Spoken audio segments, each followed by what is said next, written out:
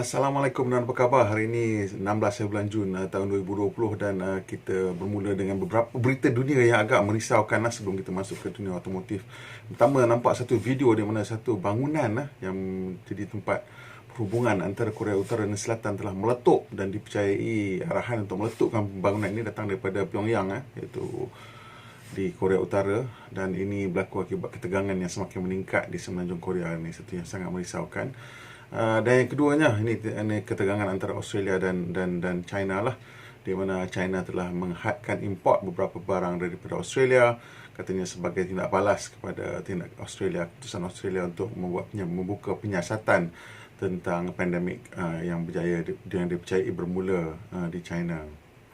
Okey, habis dengan berita dunia. Sekarang kita tengok pula apa yang berlaku di dalam dunia otomotif tempatan. Yang pertama sekali pun berita yang tak berapa baik, iaitu Malaysian Auto Show yang sepatutnya berlangsung pada bulan Julai telah ditangguhkan kepada tahun depan, iaitu pada bulan April menurut penganjurnya.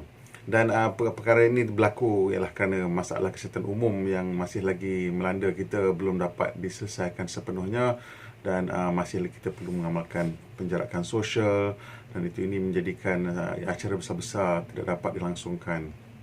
Apapun, kita berharap ianya akan kembali tahun depan dengan keadaan yang lebih baik lagi.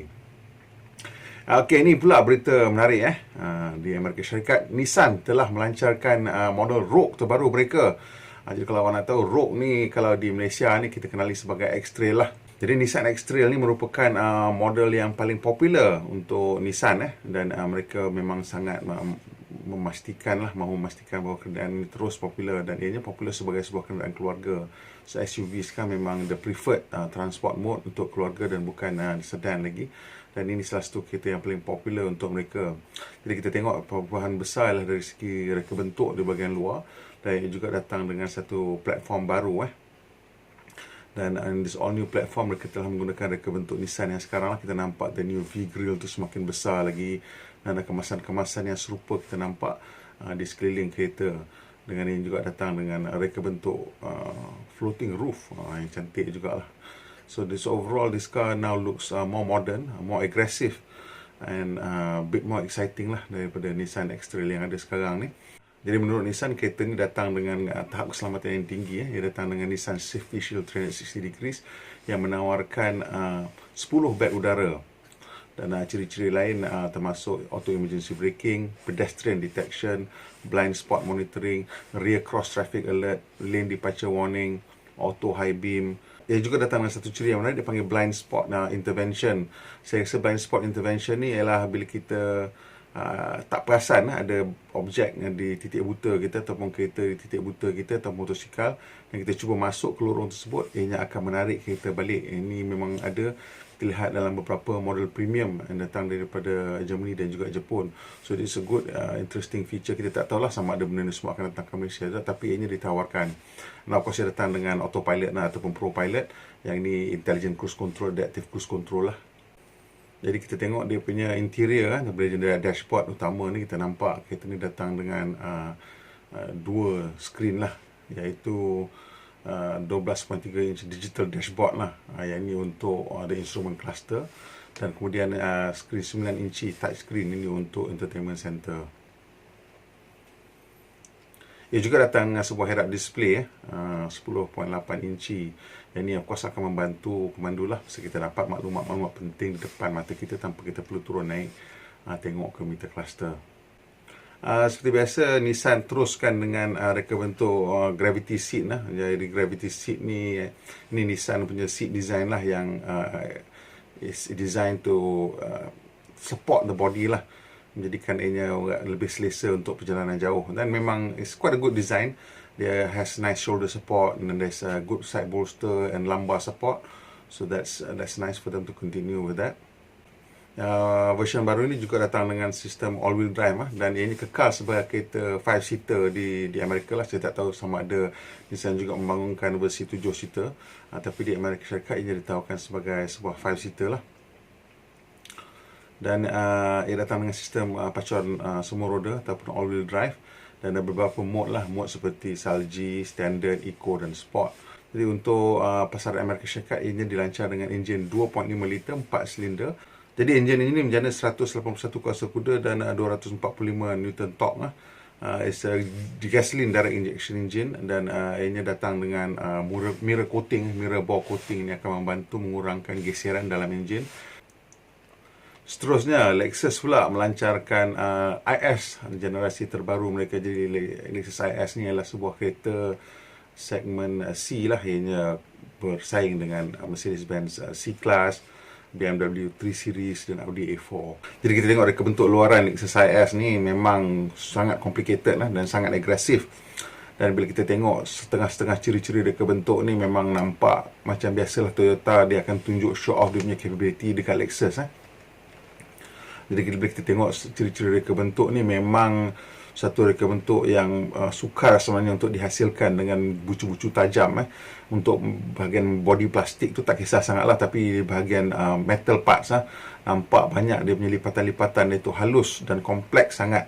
Dan yang paling utama sekali saya nampak ialah lipatan di bahagian boot belakang lah.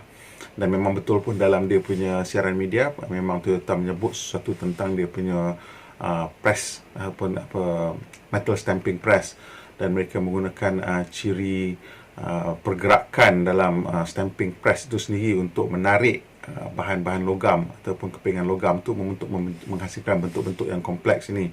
So there is movement inside the die. So sambil dia press, dia stretch, dia boleh pull. So the die itself tu macam tak static lah, dia macam kalau kita pernah tengok kompleks punya dies, dia ada macam part yang boleh bergerak sekali di dalam tu. So ini membantu mereka menghasilkan bentuk-bentuk yang kompleks inilah. Dan of course dia menunjukkan kebolehan Toyota untuk menghasilkan kereta-kereta yang complicated lah. Dan yang menariknya, kereta ini antara yang pertama yang dihasilkan setelah dibangunkan di Toyota Technical Center di Shimoyama. Jadi di sini Toyota sebenarnya telah membangunkan satu litar jalan, litar bukit ataupun hill track lah, yang mimik Nordschleife. Of course it's not exactly the same as Nordschleife, tapi ianya mempunyai perubahan grade sebanyak 75 meter change in elevation. So ini ada turun naik bukit, dan selekoh-selekoh yang dihasilkan ataupun digunakan di sini memang sangat-sangat mencabar. Kita tengok pun kita tahu bahawa dia changing radius turn. So kereta memang kena betul-betul hebat lah baru nak boleh lulus kat sini lah. So dan nampaknya mereka yakin bahawa Lexus IS baru ini telah dapat mencapai tahap pemanduan yang sangat tinggi lah. Jadi kita pun tak sabar sama ada dapat peluang atau tidak untuk memandu kereta ini. Tapi memang pun sejak kebelakangan ini Toyota memberikan fokus yang banyak kepada pemanduan. Dan dari segi enjin lah yang untuk menjana kuasa ni, kita nampak dalam gambar-gambar ni ada 3 option nampaknya. Yang pelik ini dia tak bagi detail in the press release. Daripada gambar tu kita nampak ada enjin V6, enjin 4 silinder turbo, dan juga ada powertrain hybrid. Yang hybrid ni menggunakan bateri tu letak ke belakang. Kita nampak daripada gambar ni ada memang cooling system untuk the battery tu. So that's good news untuk ramai orang yang risau tentang battery life. Toyota pun baru-baru ni ada buat pengumuman tentang dia punya umur battery life. Saya tak tahu sama ada it applies to the new Lexus IS, tapi kata-katanya mungkin mereka akan menawarkan hayat bateri ataupun jaminan hayat bateri 1 juta kilometer. So tak tahu sama ada dia akan apply ke sini. Kita kena tengok dia punya warranty nantilah bila keluar. Jadi kita tengok daripada sistem gantungan, kereta ini menggunakan double wishbone di depan dan multi-link di belakang. Ini memang ideal lah, optimum untuk menghasilkan pemanduan yang G2 dan nampaknya ada macam active suspension punya option lah di sini dengan this different damper design ataupun coilover design ni. Kita nampak macam ada active component lah.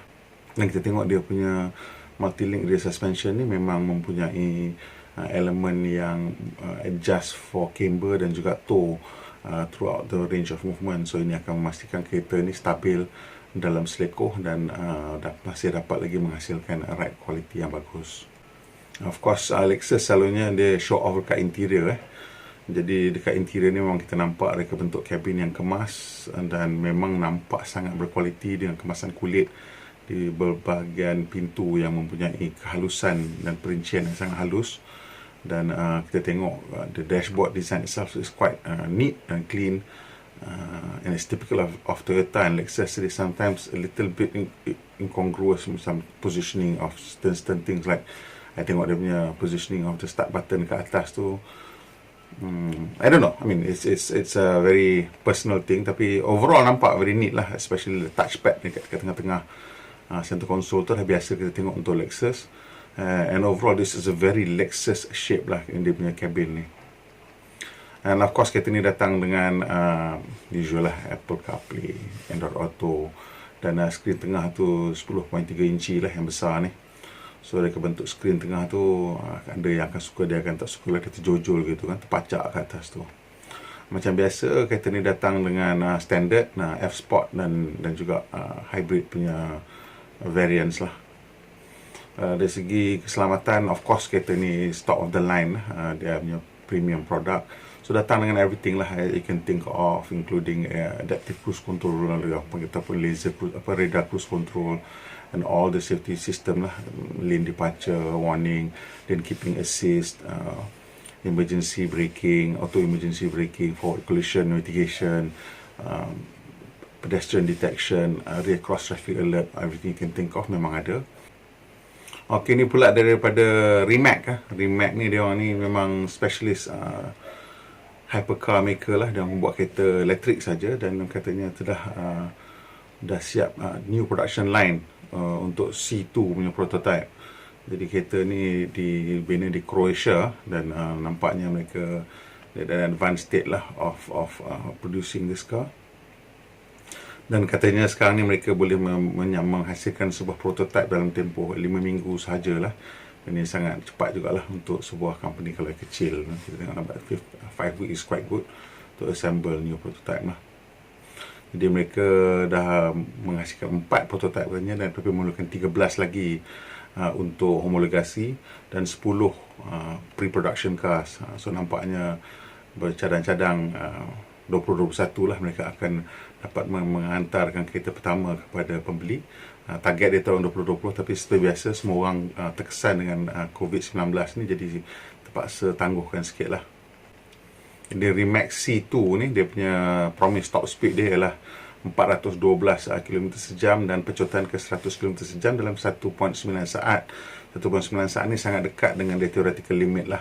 So antara yang menariknya, Rimac ni antara dia punya owners ialah Porsche, which owns about 15.5% of the company, dan katanya Hyundai Motors is going to invest 80 juta euro dalam syarikat ini.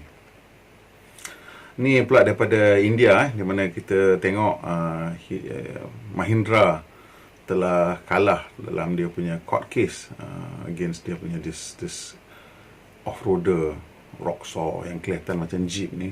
So ia telah diarahkan untuk berhenti menghasilkan produk ni. Dan ini should be a lesson lah, tu jangan copy terlalu dekat sangat. Pada asalnya memang grill tu taklah sebiji macam Jeep, mesti ada 7 bar grill untuk Jeep kan, tapi ada sikit-sikit rupa, dan ini dikatakan telah secara overall telah nampak terlalu dekat macam Jeep Willys. So telah diarahkan berhentilah. Walaupun Mahindra kata dia dah ubah grill tu, tapi katanya grill saja tak cukup, the whole car looks too much like a Jeep. So kita tak tahu apa akan jadi. Harap-harap Mahindra akan dapat menyelesaikan dalam masa terdekat.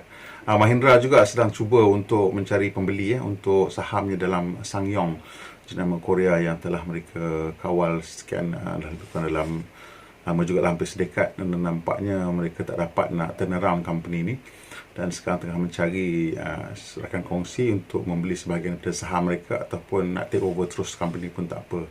Nampaknya SsangYong struggling lah from one owner to another. Ini berita terakhir kita ialah tentang Volvo. Jadi Volvo ada kilang di Chengdu di China. Itu kilang terbesar mereka di China, dan sekarang kilang tersebut mendapat kuasa daripada 100% sumber renewable electricity ataupun sumber hijau lah. Jadi sebelum ni mereka menggunakan 65% sumber hijau, dan sekarang telah dapat berjaya mencapai 100% lah.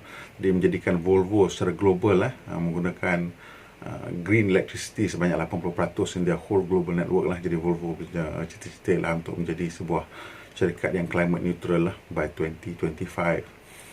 So setakat itu saja berita kita hari ini. Kalau awak suka berita ni, tolong tekan butang like dan kongsikan dengan kawan-kawan. Dan tekan butang subscribe untuk membantu kita menghasilkan lebih banyak berita ni. Kita cuba hasilkan berita ni setiap hari lah, at least 4 hari seminggu, Selasa, Rabu, Khamis, Jumaat. Dan hujung minggu kita cuba hasilkan test drive videos dan maybe some kind of special report. Saya ucapkan terima kasih atas sokongan anda semua, dan kita jumpa lagi insyaAllah. Kembali Malaysia, pemandu yang beriman. Kita jumpa lagi insyaAllah.